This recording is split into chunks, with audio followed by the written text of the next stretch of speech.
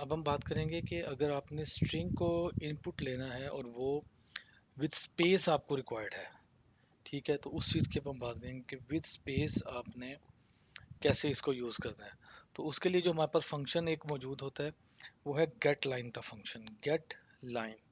But remember this, get line का function जब भी आप सी आउट के बाद यूज़ करेंगे तो सबसे पहले आपको जो इन एक सीन का एक फंक्शन होता है इग्नोर, वो हमें कॉल करना पड़ेगा। रीज़न ये है कि इनपुट जो होते हैं अपने साथ जब आप सी आउट करते हैं तो एक न्यू लाइन करेक्टर जो है ना वो ऑटोमेटिकली प्रिंट करता है, जिसकी वजह से जो आपकी नेक्स्ट लाइन इनपुट होती है ना वो इग्नोर कर देते हैं जो मैं फंक्शन कॉल करने जा रहा हूँ उसके लिए।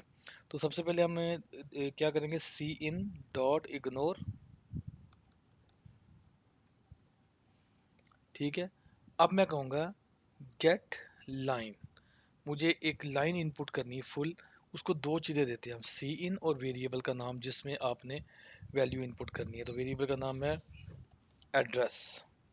अब वो क्या करेगा, आपसे इनपुट लेगा और अब आप स्पेस के साथ अपना एड्रेस जो है वो इनपुट कर सकेंगे। Let's see this, first name Ali, where do you live? I live for example Garden Town, house 32, street 54 something।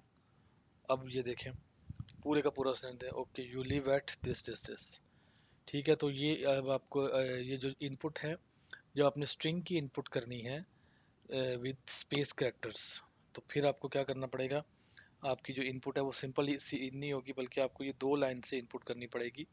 C in dot ignore, ये एक फंक्शन है जहाँ पे भी करली स्क्वेयर सॉरी ये स्मॉल ब्रैकेट्स आती हैं तो ये फंक्शंस होता है।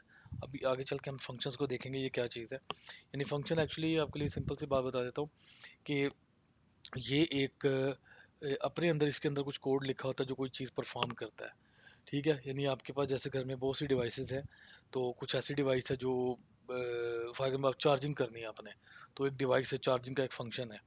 तो चार्जर जो है ना एक फंक्शन है जो आप कहीं पे भी यूज़ कर सकते हैं। तो इसके बाद एक गेट लाइन का फंक्शन है, ये दो चीज़ें लेता है, एक आपसे सी इन लेता है और सेकंड कोमा सेकंड क्या लेता है, वेरिएबल का नाम जिसमें आपने वैल्यू इनपुट करनी है। अब आप जितना मर्जी लॉन्ग कैरेक्टर इसके अंदर लॉन्ग स्ट्रिंग आप इसमें ऐड कर सकते हैं।